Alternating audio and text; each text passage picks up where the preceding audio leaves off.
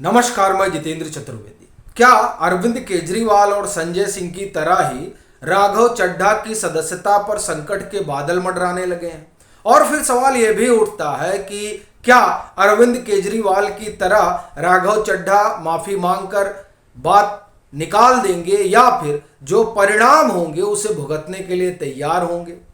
एक सवाल इस बात को लेकर भी उठता है कि अब इस संशोधित यूपीए का क्या होगा, जिसे इंडिया कहा जाता। और यह सवाल दरअसल इसलिए उठा है क्योंकि इस दिल्ली सेवा विधेयक को लेकर राज्यसभा में जो वोटिंग हुई, उस वोटिंग ने एक नए संकेत दिए हैं और उस संकेत ने ये सवाल खड़े किए हैं कि इस संशोधित यूपीए की दशा और दिशा क्या होगी।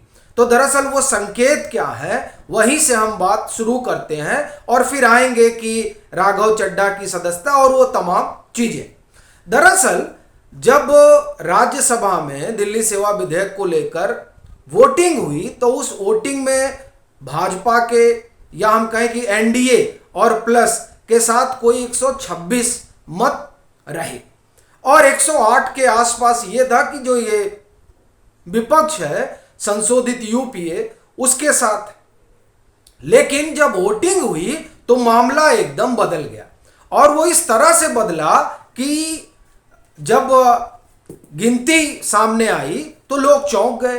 वो इसलिए क्योंकि वहां क्रॉस वोटिंग हो गई, यानी 126 तो एनडीए और उनके प्लस जो वाईएसआर कांग्रेस और बीजू जनता दल ये और एक टीडीपी, ये मिलकर 9 18 और एक 19 और एनडीए, तो ये 126 के आसपास बना।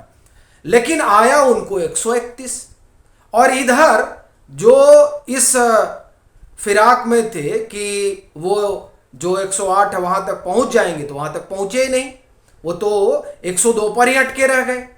तब ये सवाल उठा कि आखिर में वो कौन लोग हैं जो इस दिल्ली सेवा विधेयक पर भले वो विपक्ष में है लेकिन वो अरविंद केजरीवाल और संशोधित यूपीए के साथ खड़े नहीं। और जो खड़े नहीं है तो इसका मतलब ये हुआ कि ये जो इंडिया है, जिसे आप ये कहें कि भाजपा के सांसदों की बैठक के समय तो ये खबर आई कि प्रधानमंत्री ने कहा कि इन्हें इंडिया नहीं, इन्हें घमंडिया कहिए।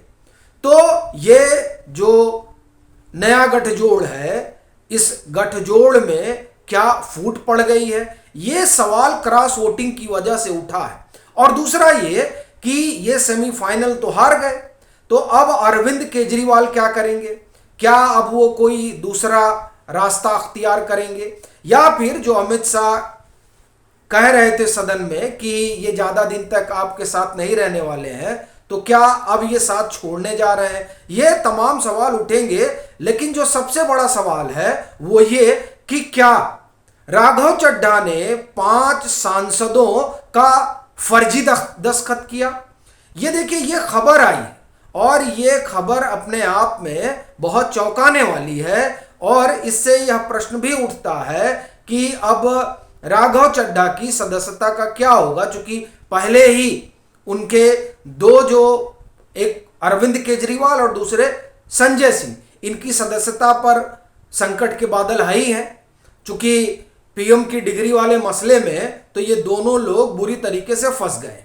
सम्मान को इन लोगों ने चुनौती वगैरह दी थी, उस चुनौती को भी कोर्ट ने खारिज कर दिया है और 11 अगस्त को इनको पेश होना है अहमदाबाद कोर्ट के सामने उस मामले में जिसमें गुजरात यूनिवर्सिटी ने अवमानना का केस कर रखा है।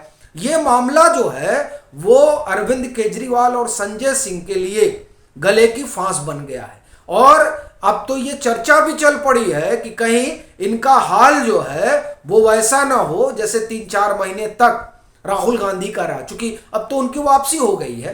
हालांकि अभी मामला चल ही रहा है लेकिन फिर भी अंतरिम तौर पर राहत तो मिली ही है।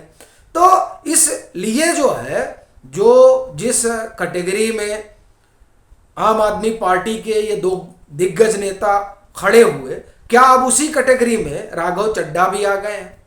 और यह सवाल इसलिए उठा क्योंकि 5 सांसदों ने शिकायत की। वो इस बात की कि देखिए सेलेक्ट कमेटी में ये जो दिल्ली सेवा विधेयक है इसे भेजा जाना चाहिए। इस बात की आप ये कहें कि अनुशंसा राघव चड्ढा की तरफ से बताया गया कि इन 5 सांसदों, मतलब और भी नाम रहे होंगे लेकिन उसमें उन 5 सांसदों का भी नाम जोड़ा गया। अब उन 5 सांसदों में 3 तो भाजपा के ही हैं और एक AIADMK के हैं और एक बीजू जनता दल के हैं। अब इन 5 ने शिकायत की कि साहब ये तो हमारा नाम, हमने तो इनसे कहा ही नहीं, इन्होंने कैसा हमारा नाम जोड़ लिया। और फिर हिंदुस्तान टाइम्स की खबर है कि इन्होंने तो दस्तखत भी किए हैं। तो अब ये अगर ऐसा है तो जाहिर तौर पर ये तो मामला जो है ये फर्जीवाड़े का भी बनता है। ये तमाम चीजें जो है ये राघव चड्ढा के लिए बहुत ठीक संकेत तो नहीं है। हालांकि कांग्रेस ने इसमें बीच बचाव किया। शक्ति सिंह गोयल का जो बयान है उस बयान में तो उन्होंने कहा है कि देखिए ऐसा है, सेलेक्ट कमेटी के पास भेजने के लिए इस तरह की कोई कंसेंट की जरूरत नहीं होती। Congress justify Chadha says there is no compulsion to take consent. Congress MP Shakti Singh Goyal says there is a law that if I am moving the proposal to send Delhi NCR amendment bill to select committee, there is no compulsion to take consent of the member who has to be in the committee. If the member does not want to be committee, their name will be removed automatically. मतलब ये कह रहे हैं कि भाई देखिए सहमति लेने कोई जरूरत नहीं है और अगर वो नहीं चाहते हैं तो वो अपना नाम जो है उनका स्वतः ही हट जाता है। पर सवाल ये नहीं है, सवाल ये है कि ये दस्तखत वाला जो मसला है, Raghav Chadha faces heat over fraud signature claim by 5 Rajya Sabha member. मतलब ये 5, ये हिंदुस्तान टाइम्स की खबर है।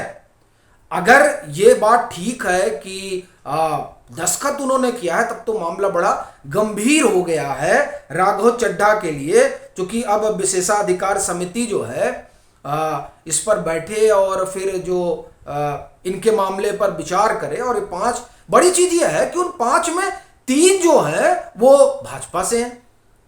और ये आप ये कहें कि इस तरीके से अगर ये बात आगे बढ़ा रहे हैं कि नहीं, उन लोगों ने कहा है कि नहीं, ये जो अमेंडमेंट बिल है इसको सेलेक्ट कमेटी को भेजना चाहिए, और वो 5 लोग कह रहे नहीं हमने तो ऐसी कोई बात ही नहीं की। अब ये जो मामला है ये राघव चड्ढा के लिए बड़ा गंभीर हो चला है। अब ये क्या होगा, हालांकि उन्होंने कहा कि हम इसका जवाब जो है वो समिति के सामने ही देंगे। तो अब समिति के सामने वो क्या जवाब देंगे, जब कांग्रेस ये कह ही रही है, शक्ति सिंह गोयल कह रहे हैं कि नहीं उसके लिए कंसेंट की जरूरत नहीं होती। मतलब आप अपने मन से किसी भी सांसद का नाम वगैरह लेकर डाल दीजिए। अब ये तो अपने आप में बड़ी समस्या। और अगर ऐसा ही था तो फिर ये शिकायत क्यों गई? शिकायत जाने कोई मतलब ही नहीं था। शिकायत गई तो यानी मामला जो है ये बहुत बड़ा हो गया है। और वैसे भी जिस तरह से राज्यसभा में गृह मंत्री ने आम आदमी पार्टी और उनके सरकार की पूरी पोल पट्टी खोली, उसका एक मैं आपको हिस्सा बताता हूं, वो बड़ा महत्वपूर्ण है। उन्होंने कहा कि ये लोग डेमोक्रेसी की बात कर रहे हैं, और इसी सवाल पर वो आगे बढ़ते हैं और कहते हैं कि दिल्ली विधानसभा 2020 में एक बार बैठी कब? जब दिल्ली का बजट पेश होना था। 2021 में एक बार बैठी कब? जब दिल्ली का बजट पेश होना था। 2022 में एक बार बैठी कब? जब दिल्ली का बजट पेश होना था। 2023 में एक बार बैठी कब? जब दिल्ली का बजट पेश होना था। यानी 20, 21, 22 और 23, 4 सालों में 4 बार जो है दिल्ली विधानसभा बैठी है, सिर्फ बजट सत्र के दरमियान। और ये बात लोकतंत्र की करते हैं, ये बात संविधान की करते हैं, और ये वो लोग संविधान की बात कर रहे हैं जो संविधान को ताक पे रखकर काम कर रहे हैं। तो अब ये देखने वाला मसला रहेगा कि राघव चड्ढा वाले मसले में क्या होता है। पर मामला जो है अब आपके लिए बड़ा गंभीर हो चला है। आपकी अपनी क्या राय है जरूर साझा करें। मतांतर से नहीं जुड़े हैं तो जुड़े, वीडियो को लाइक करें और खूब शेयर करें।